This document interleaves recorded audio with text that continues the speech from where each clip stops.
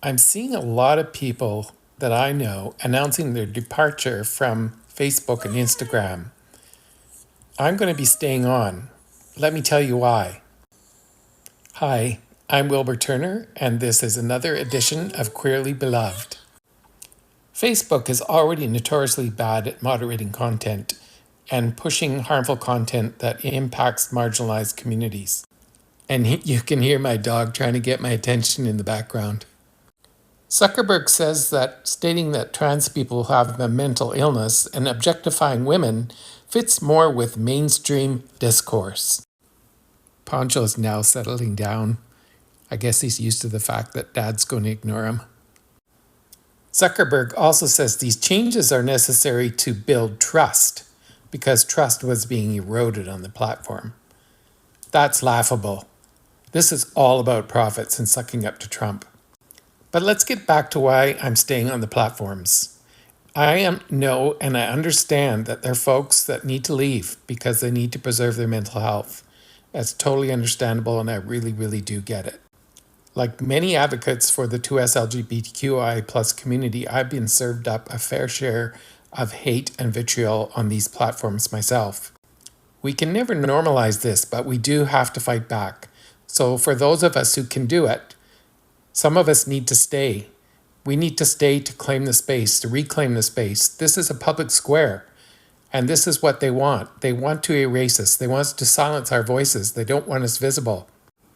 I do like spaces like Blue Sky where the moderation is much better and people get kicked off quicker than and more likely to be kicked off when they exhibit bad behavior.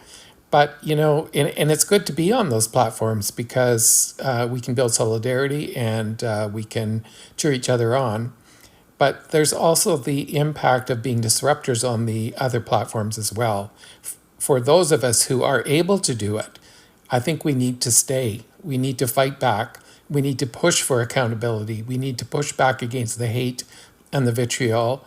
And we need to push for the changes to the algorithms that force the hateful content to get propagated faster and quicker and to a larger audience. But how do we do that? How do we become disruptors? I think it's by joining forces. I think it's by brainstorming together, coming together in the places where it is safe to do so, and collaborating on how to deal with this problem.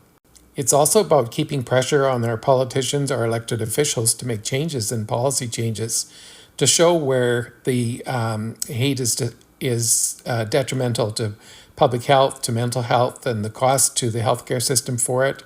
These are things that are real. And the other impact is that this online hate and vitriol often leads to physical, in-person, real-world violence. We're also seeing where these wealthy platform owners on a very large scale are impacting global politics and really eroding democracy. These people need to be held to account for that. And who's going to do it?